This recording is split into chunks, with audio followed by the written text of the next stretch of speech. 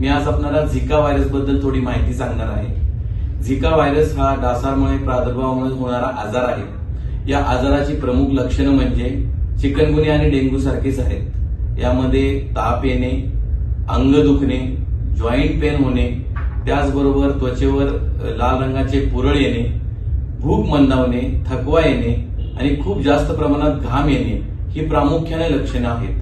गर्भवती स्त्रियांमध्ये अशी लक्षणं आढळल्यास तुम्ही जास्त काळजी घ्यायला पाहिजे, कारण का या व्हायरसचा गर्भवती रुग्णांवर खूप जास्त प्रमाणात प्रादुर्भाव होऊ शकतो। यासाठी तुम्ही काय काळजी घ्याल जेणेकरून आपल्याला या आजारापासून टाळता येईल? सर्वात महत्वाचं म्हणजे आपल्या घराच्या आसपास पाण्याची डबकी साठवून न देणे, ज्याच्यामुळे डासाची उन्नती तिकडे होणार नाही। त्याचबरोबर घराच्या आसपास कीटकनाशकांचा वापर करणे, सैल कपडे वापरणे आणि अशा प्रकारे कपडे वापरणे की आपलं अंग पूर्णपणे झाकून गेलं असेल। त्याचबरोबर ज्या भागामध्ये झिका व्हायरसचा प्रादुर्भाव आहे अशा भागांमध्ये तुम्ही प्रवास करणं टाळावं किंवा अशा भागातून प्रवास करून आलेल्या व्यक्तीच्या संपर्कात राहू नये, हा खूप महत्वाचा सल्ला आहे।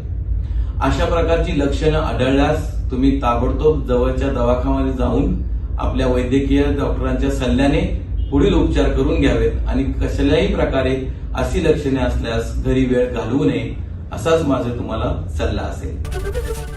एबीपी माझा, उघडा डोळे बघा नीट।